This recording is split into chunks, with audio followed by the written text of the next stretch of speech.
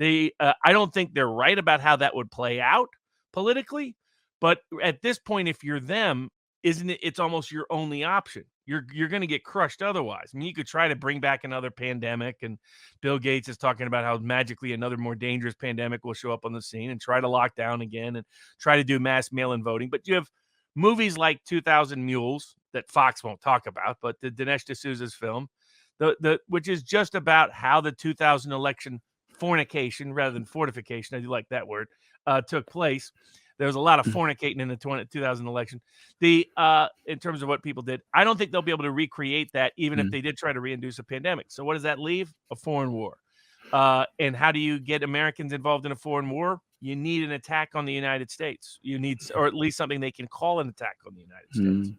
How well they could pull off a false flag? Deep State's not as good at this as they used to be, in my opinion. I mean, so far the Ukraine has been a joke. I get they show a video of their own helicopter going down over Snake Island when they tried to seize it the day before, Victory Day, and they tell everybody, "Look, we shot down the Russian helicopter over Snake Island." When it makes no sense why there would even be a Russian helicopter over Snake Island. They're not as skilled and gifted and capable, I think, as in the past. But I think that we're at maximum risk for that. I also think it's why they keep poking the Russian bear. They want Putin to do something, to do some direct attack on at least a NATO country, if not the U.S. Do something that we can really make a deal. They don't think the false flags haven't worked. America just like, okay, fine, bad people over there in Ukraine, not our problem, not our issue. They need an attack on the United States to justify further intervention, to try to shift this narrative, to try to salvage and save the midterms for the Democratic Party, or at least stem the bleeding that they're going to have. Because right now they would lose not only the House and the Senate, they would lose state legislatures and governorships in all the key states leading up to 2024. I mean, it's important to remember in 2018, the Democratic Party grabbed the governorships of Michigan, grabbed the governorships of Wisconsin, grabbed the governorships of Pennsylvania, and that helped them set the election rules that helped determine the presidential outcome. Right now, Republicans are going to get the governorships of Michigan, Pennsylvania, and Wisconsin, while holding in Georgia and Arizona and Florida. That puts them, and they would Republicans would control the state legislatures of all those states, which means they can write their own election rules for 2024.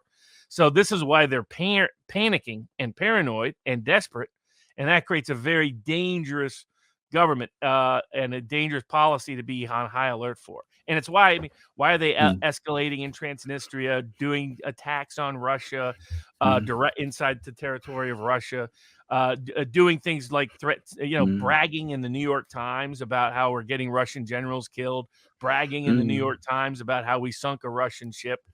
Now, some of those were exaggerated statements anyway. There haven't been as many. All these generals end up showing up the next day that got killed. And some of these, the Moskva ultimately sunk, but not in the way that was said. But the other frigate, they said that was sunk, showed up in the port the next day. So it's like, well, I don't know how about this working. But this mindset, this mentality, why do that? Normally, the U.S. wouldn't be doing. I mean, we went nuts when the deep state spread a false story about Russians putting bounties on U.S. soldiers in Afghanistan. Here we're bragging in the New York Times of whacking Russian generals, even though that story is mostly not true, in the sense of not many generals have actually been killed that there's proof of. It still tells you the mindset that there's people in the Biden administration. Now, the Pentagon was unhappy with that. The next day, the Pentagon officially said, no, we have nothing to do with this. This isn't true. But doesn't change the fact that somebody in the deep state's leaking to New York, and it's all to poke them. I mean, it's like let's on Victory Day, no less, have the Russian ambassador to Poland, drenched in red paint or whatever it was. That kind of thing doesn't happen by accident or coincidence in my book. And again, it's just meant to poke them. How many times can we insult, upset? You see it. It works to a certain degree, like Russians with Attitude, a very popular podcast and Twitter account, a lot of good, interesting intel and information, big historical. And this is someone that's more restrained on the Russian side of the equation, was complaining just 2 days ago, why isn't Russia doing something in response to all this European and U.S. provocation? Because I think Putin understands this is the only way the U.S. can justify getting troops on the ground. And if it isn't U.S. troops, I mean, God bless all these European countries, but when's the last time anybody in Europe won a war without America? I mean, just honestly, God, truth. That's like you always say about the French. They should just learn to say "Merci, monsieur" and move on. I mean, the only reason why they're not speaking German is because we stepped in twice. So how much? And do we really want German soldiers wandering around Europe? Is that such a great idea? Does that imagery make you feel better? I think without U.S. involvement, the ability of NATO to go in unilaterally is limited. I know the Brits are talking about it. I mean, the British press is like, oh, yeah, we can do it ourselves. We go in and whoop those Ruskies all by ourselves. Good luck with that. That's why you had Russian TV stations talking about maybe we'll induce a tsunami and see what Britain looks like underwater. I mean, that kind of talk is not helpful talk, but it shows where the mindset is going. But so loosely, that's I think there's a massive effort amongst the deep state here in the United States to provoke Russia or to create a false flag event that it looks like a Russian attack on America, because it's the only way they get actually boots on the ground. And unless they get boots on the ground, Russia's going to win the Ukraine war in 30 to 60 days. I completely agree. I completely agree with every point. Now, can I just say on Britain taking on the Russians single-handed without the US, when we went into Iraq, we needed the US military to come and rescue our troops who'd got themselves into a terrible mess in Basra. The US had to come and rescue them. And exactly the same thing happened when British troops were fighting in Afghanistan in Helmand province. Again, the US had to come in and rescue them. I mean, one of the things that really exasperates me is listening to the British, especially the British. The British are particularly bad at this, and say, we've got the best army. We're far better than the Americans. We can do this all by ourselves. We don't really need the Americans. The facts, the record shows otherwise. We haven't fought a successful war without American help since before the First World War. Ever since that war, the First World War, we've always needed American help in every conflict, and that is the reality. And our dependence is getting bigger. I mean, the Falklands being another case in point. I mean, we could not have succeeded in the Falklands War in 1982 if the United States had not come to our rescue and provided us with intelligence and equipment and ammunition and all kinds of things which were not admitted to or acknowledged at the time. But I just wanted to say the administration is very well aware of the military realities in Ukraine. Now, Robert, you're absolutely right. We have the worst media, I think, in the Western world here in Britain. I mean, if we're talking about Ukraine and the war there, I mean, you will not find any reference anywhere in the British media, for example, to events like the Battle of Popasnaya, the Battle of Snake Island, or anything like that. If it's a question of Ukrainian defeats, we don't mention them. We talk about always about Ukrainian victories. But there is one newspaper which, because it writes for the business community, every so often does give out glimmers of reality. So I was reading a few hours ago that the director of national intelligence in the United States, Avril Haines, has now gone before Congress. And this is in the Financial Times. And Avril Haines is said to have told Congress, Russia wants to consolidate control of the land bridge it has established from Crimea to Donbass, occupy Kherson, control the water sources for Crimea. And she also says that Putin's immediate aims were to capture the Donetsk and Lugansk regions with a buffer zone and encircle Ukrainian forces from the north, south, and to the west of the Donbass to crush the most capable and well-equipped Ukrainian forces.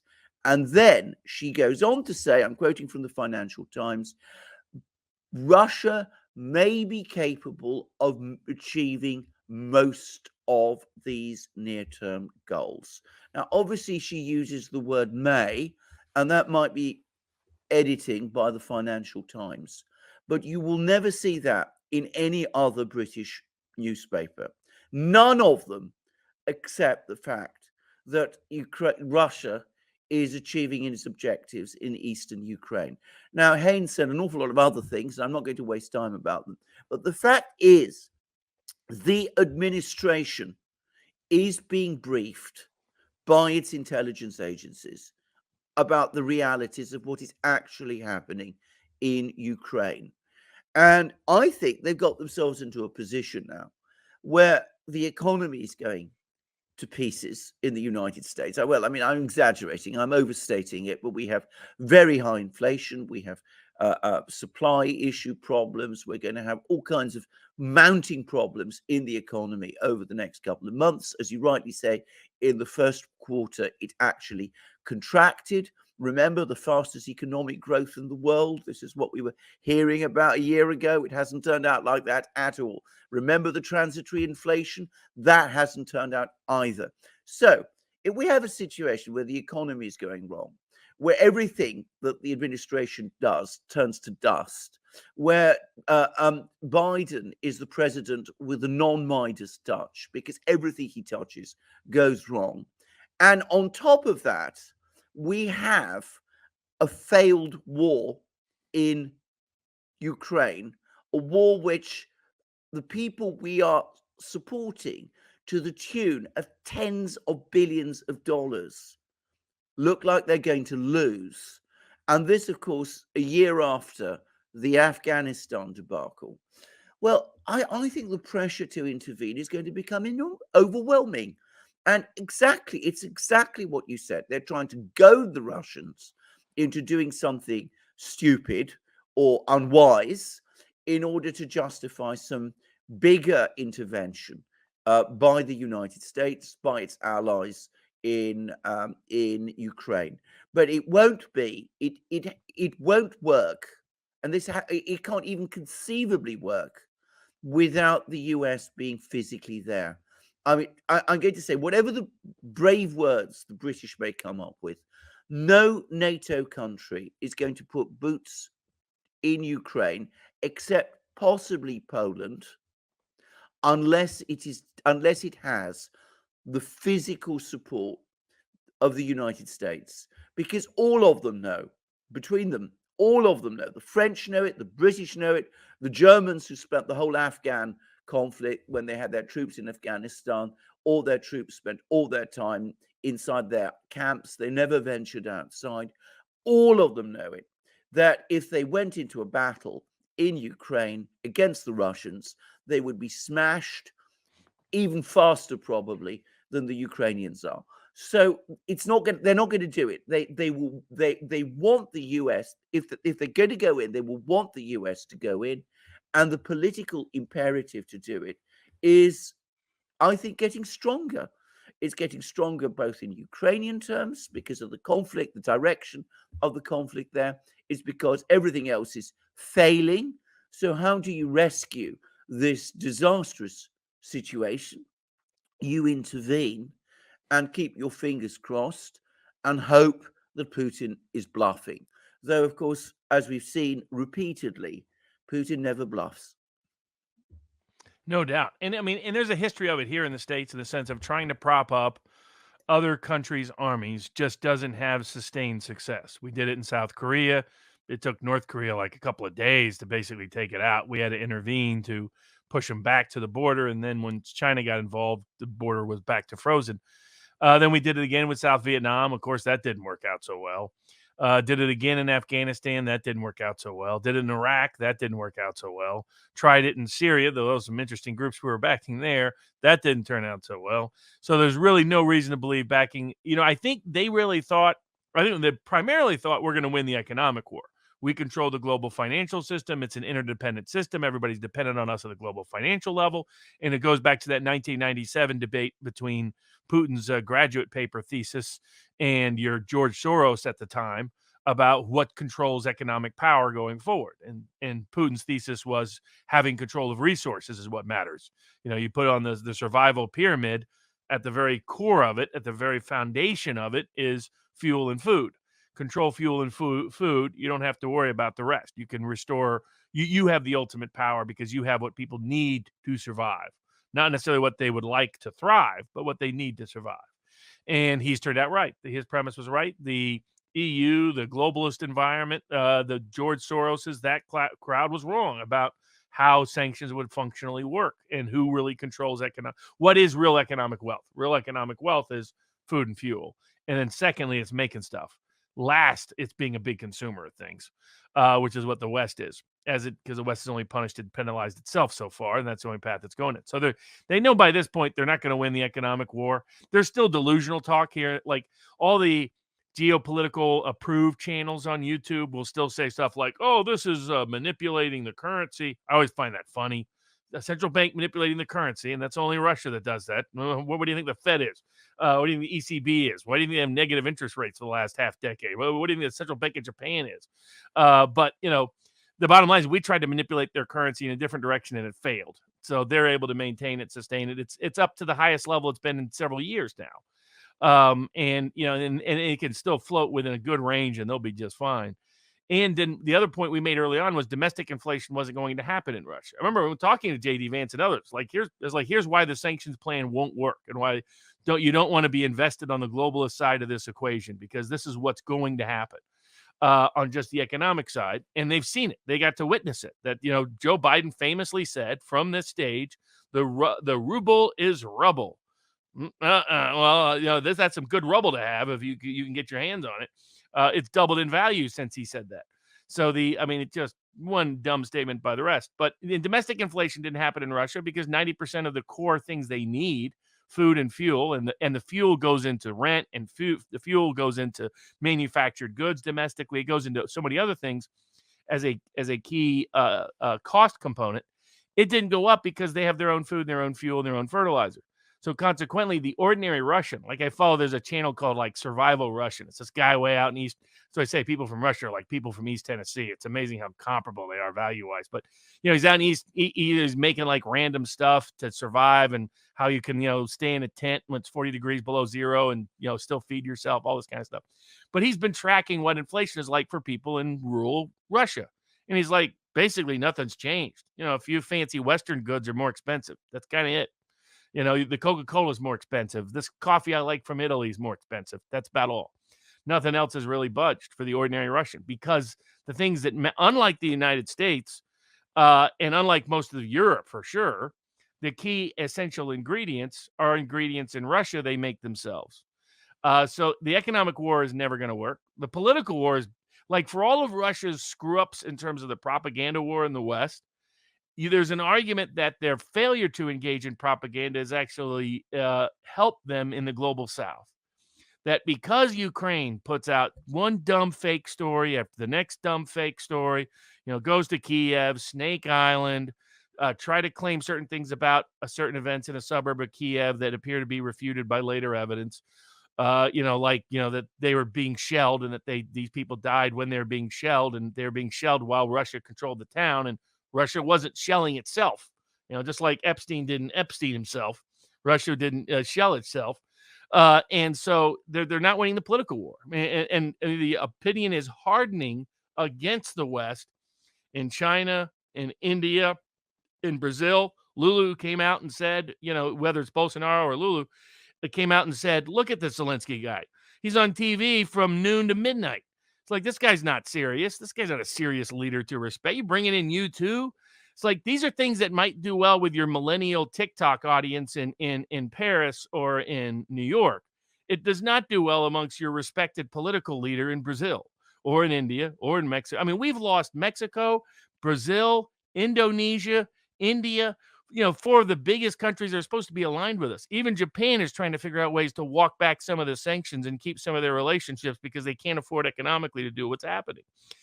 So given that environment, politics isn't going to work. All the cancellation just makes us look like idiots, canceling trees and cats, and along with chess players and tennis players. It is embarrassing of the United States. A federal judge actually cited the Snake Island case in a sanctions case against a Russian here. Said, look at the great people of Snake Island and how they stood up to the Ruskies. I mean, when the Ruskies came up, they said, yeah, we'll be right here to surrender. Well, where do we go? It wasn't FU and all that nonsense. So there's nothing about the Ukrainian army, given our history, that suggests that it would succeed militarily. But I think some people in the West convinced themselves it would. This is the same group that was telling everybody that the Afghan army was going to whoop the Taliban right before they were running for the planes and jumping on the last thing to get out of town with whatever money they could stuff in the bag from the West to get out of there. The Ukraine army is you're seeing more and more. You guys have talked about it. 40-year-olds, 45-year-olds, 50-year-olds. It's like, what are these people doing? You get whole units that will randomly surrender on a given day, Yeah, saying, yeah, "Look, this is a bunch of crap. We've been screwed. We've been lied to. We're not getting the support we need." You see the Canadian sniper, who the greatest sniper in the world, and he's like, "I'm out of here." He was there for like a week. That there's an American mercenary that he still wants to go back because he thinks it's all Call of Duty on meth. But but he was saying, oh, it's pretty bad every day. Basically, you just get bombed and shelled into how you could stay. It's like living World War I in the trenches for the Ukrainian army. Just hit, and hit, and hit.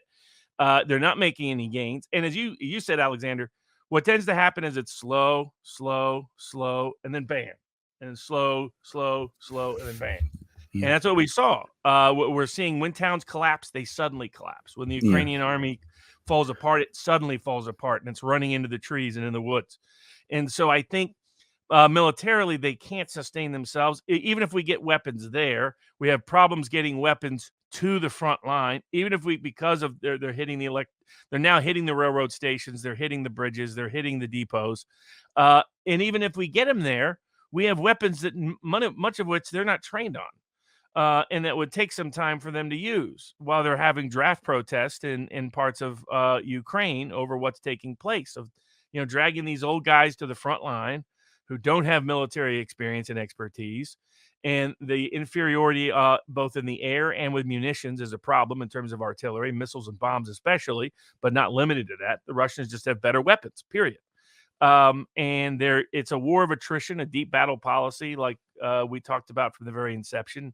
It was never meant to take the country in 72 hours. That was, I think, what you're seeing, what you cite there from our Office of Director of National Intelligence, who brings all the intelligence together. It was Clapper's position for a period of time in the past when he was busy perjuring to Congress that led to Snowden. Is that they never believed. Nobody inside the Pentagon believed what Milley was publicly preaching, that Russia thought they were going to collapse Ukraine in 72 hours. A lot of this, but it's fascinating. You get these OSINT guys on social media, all these military experts in the think tanks and whatnot. And the problem is they're just getting embarrassed on a daily basis because they predict things or explain things that then are countered the very next day. And I mean, these are people who believed in Goes to Kiev, like the New York Post did, who believe that Snake Island happened the way it did, who believe that, both times, believe that they really didn't, they fought to the death the first time, and the second time they took it back and just whooped the Ruskies. Clearly, that was an attempt to embarrass Russia. One thing I'm telling everybody is that confession through projection, or what you guys call the mirror principle, is a great filter for understanding Ukraine. Just listen to anything that comes out of Ukraine or on Ukraine's behalf by the West, particularly the British and the Americans, that says the Russians are going to do this, or this happened to the Russians, or that happened to the Russians. Just substitute the word Ukraine for them. So like they're saying, hey, Victory Day is very important to the Russians. They're going to do something. They're going to stage something. They're going to accelerate. They really wanted to win by Victory Day, et cetera, et cetera. None of which there was any evidence to believe in. And there was no big Putin speech about, yes, we are now going to war and, full declaration of war, national mobilization, going to bring in the reserves, draft another 10 million Russians to flood in there because we're just getting whooped every day by these tough Ukrainians who are substitute Wolverines from the movie Red Dawn, like Adam Kinzinger wearing a lame T-shirt, which Amanda Milius, the daughter of John Milius, the man who made that movie, took shots at him. So like, you can believe what you want to be for, but these people aren't the Wolverines. Let's come on. She actually worked in the Trump White House at the State Department, so knows that whole background. But in that kind of dynamic framework, the military can't hold. We've always known they can't hold. We can only lie so much and so often. These OSINT people look like the people from the pandemic, the public health experts that came out during the pandemic that showed the whole world they're fake. And you see it in people who are just what I call data people, just like they were just data people in the pandemic who ended up becoming radicalized and red-pilled politically because they're like, you guys are just lying about this data. These masks aren't working. This vaccine doesn't have quite the safety and effectiveness you're claiming it does. Lockdowns don't appear to be effective. The disease isn't quite impactful in the communities you're claiming it is. And they got politically active, your Justin Harts of the world, because they witnessed the corruption of data by the fake public health world. Same thing is happening in the military context. All these OSINT people who just repeat nonsense day after day after day. I read one the other day that's on Substack. That's a former U.S. Army intelligence guy.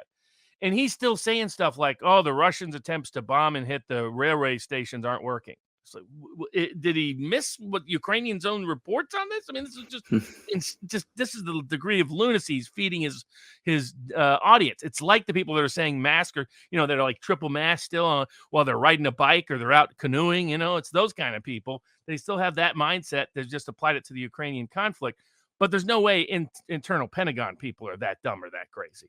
They knew from day one this is an unsustainable conflict unless we get direct intervention. And whatever delusional NATO aspects there were saying, look, we got a 250,000 army. We've trained them for 8 years. We've built in mass fortifications along the eastern section in the Donbass. Armchair Warlord did a great breakdown on what those fortifications look like. So did Defense Politics Asia, the YouTube channel. And this is just an Indonesian guy who just likes military stuff. He's not trying to get involved politically at all. But what he's seeing day to day is the same things the Military and General Affairs YouTube network saw, which is, wow, the Western sources are complete crap day after day. They said the ship sank. It didn't. They say this attack happened. It didn't. They say they took back Snake Island. It didn't.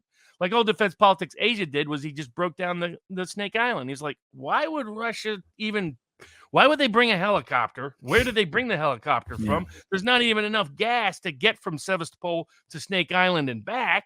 Why would they land on a place that's not the helipad? He's like, all of this screams Ukraine, Ukraine, Ukraine, Ukraine, not Russia's helicopter going down. But leave it to the Ukrainians to videotape their own helicopter crashing, pretend it's a Russian helicopter crashing, and getting a bunch of people on YouTube cheering the war porn. Cheering, oh, look at those Ruskies. And they're cheering Ukraine. It's like that Ukrainian soul guy who videotaped himself engaging in cannibalism, saying, look, I'm eating the dead Russian corpse. And it turned out he was eating a Ukrainian soldier's corpse. I mean, it's just, so sooner or later, the propaganda and the lies can only last so long. It's hard to sustain. They're losing interest in the West. They're definitely losing interest in the United States. Like you look at Google search trends or social media discussion topics or any metric, any objective analytical metric, the level of interest in Ukraine has sunk way down in America. It's not as powerful as the pandemic. It's not as powerful as some of these other things. It's why they quickly shifted to the new thing. And the new thing is the SCOTUS opinion on abortion being leaked. And they're like, screw Ukraine. It's kind of boring. It's totally, we live in a age of people who are used to have 20-second attention spans. In an age of 20-second attention spans, unless you get Russia to do a massive attack on the West or you get a false flag staged event of it, their ability to get troops on the ground and public support for it is dwindling by the day. And sooner or later, it's just Ukraine's going to, Novo Russia, or however you pronounce it, New Russia is going to exist. And it's going to be from Odessa to Kharkiv. And there's not much anybody can do about it by the end of it. Again, Robert, I find myself in complete agreement with you. And can I just say, just going back to the very things that you started with about Russian self-sufficiency, I was very interested to see that James Galbraith, now you probably know about him, he's the son of J.K. Galbraith, the economist, and he's an economist himself. And James Galbraith is one of the sort of princes of liberal democratic party. So he was very close to Obama, and he was, by the way, an advisor to Prime Minister Tsipras in Greece, amongst other things. But anyway, so he's not someone who you would expect to deviate from the party line, if you like. But he had this to say about Russia. He said, in a test of wills and power, Russia starts from a strong position. She is nearly self-sufficient in every essential, including energy, food, heavy machinery, and weapons. The loss of familiar Western consumer goods and services can be made up through local initiatives, not lacking in today's Russia compared to Soviet times or from China. Russia's financial assets greatly exceed her debts, even after the loss of foreign held reserves. And then it goes on into more specifics. And can I just say, I had a chat the other day with a business person who's not actually Russian, but whose business is in fact located in Russia. And this person told me two things. Firstly, that some of the Western companies that have claimed to have pulled out, these consumer companies, they're actually still there. What they've just done is that in order to conform with the EU pressure, they've simply changed the name